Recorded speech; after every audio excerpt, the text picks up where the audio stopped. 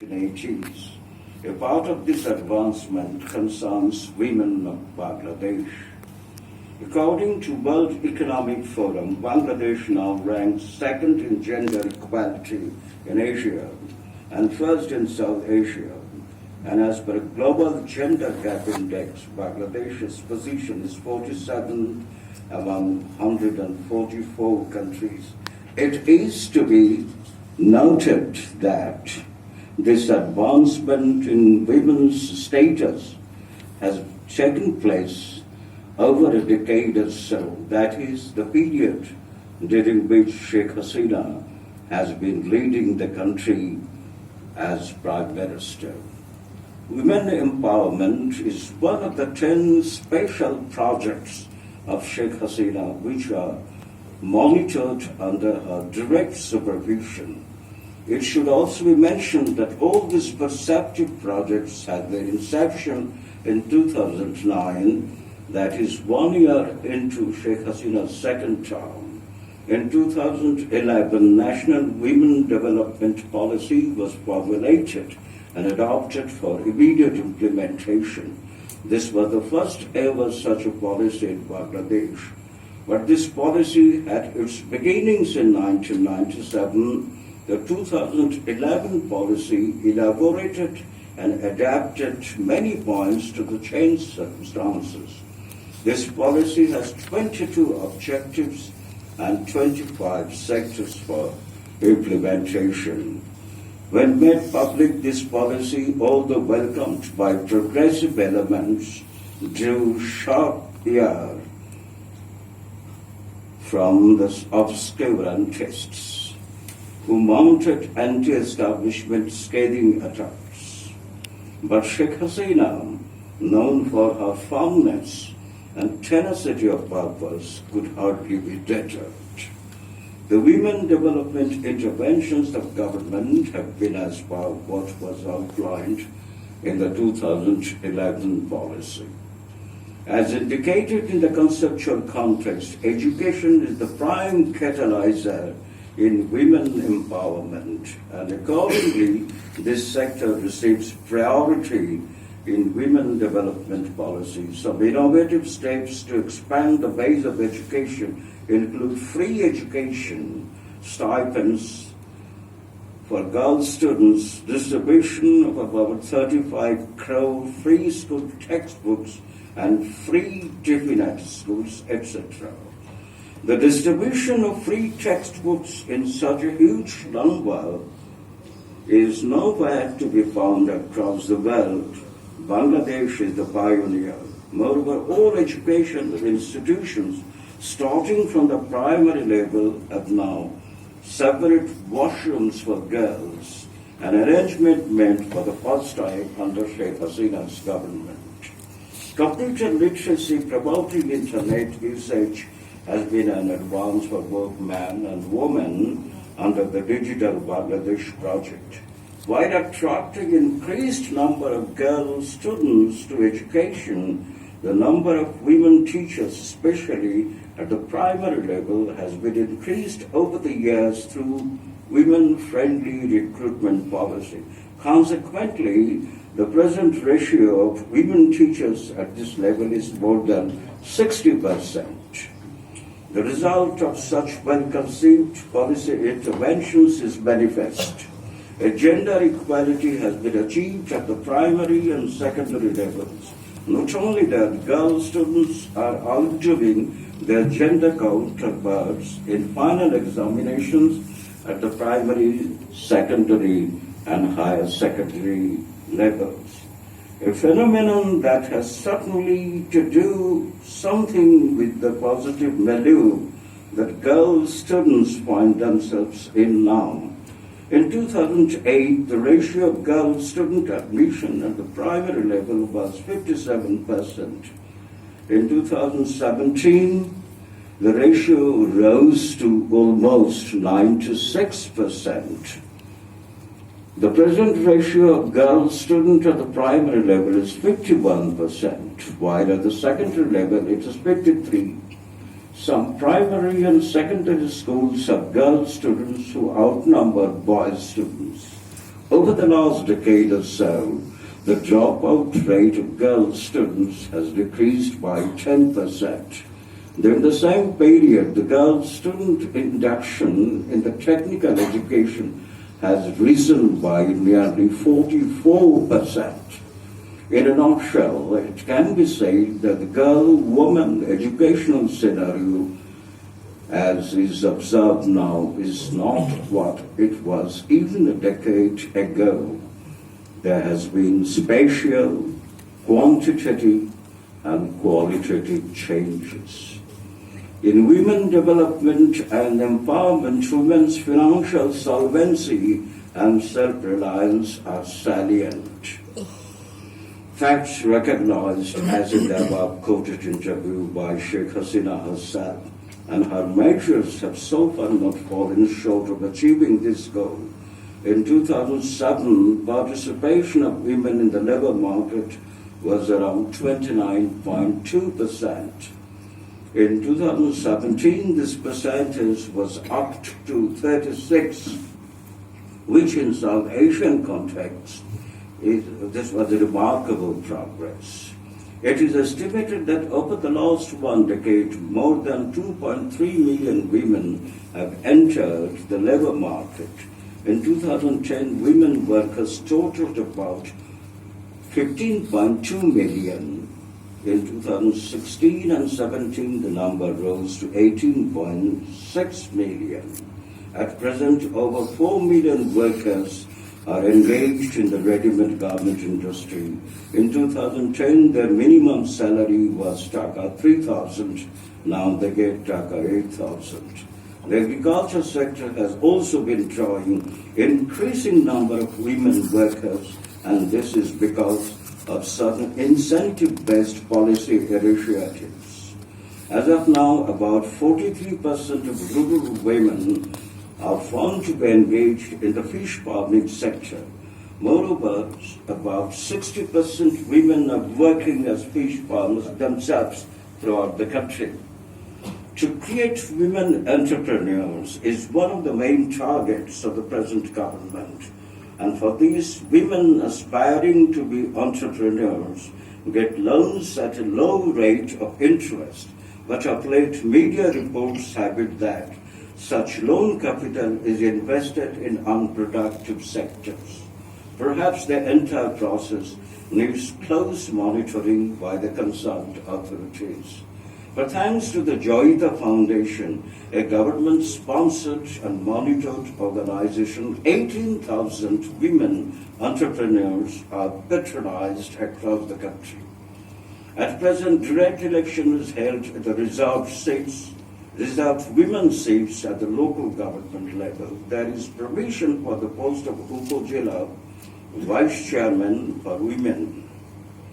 But although elected, many women vice chairmen have found it difficult to work because of non-cooperation or arrogance of male chairmen and other male members. The ground reality has nothing to do with the system, which is well-intentioned, but subtly with the male domination psyche, which is difficult to do away with quickly. Perhaps the spread of education and consequent enlightenment may do the job over a period of time. It is now known that the largest number of women members sit in Parliament. There's a government directive to nominate at least 33% women candidates by the parties contesting in the national election.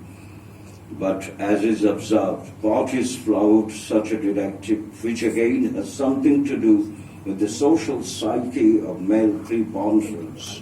There are now women in top civil, police and military positions. Women pilots fly planes, both in civil and military aviation.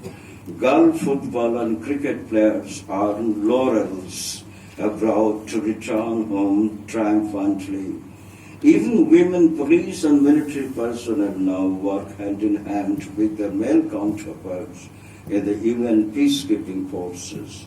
All these advances of the Bangladeshi women are in addition to woman Prime Minister speaker, opposition leader, and ministers.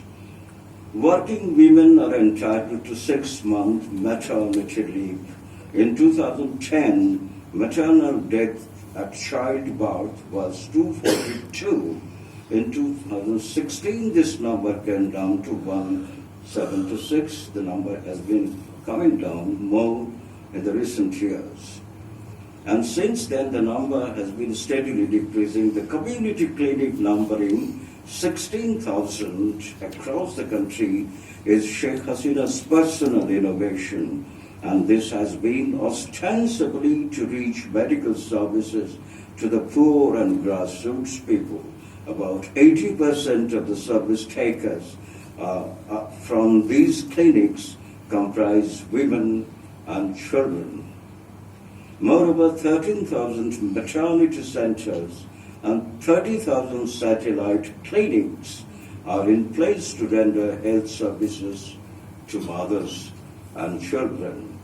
Again, about 150,000 women have been given maternal health vouchers, which entitle them to government health services.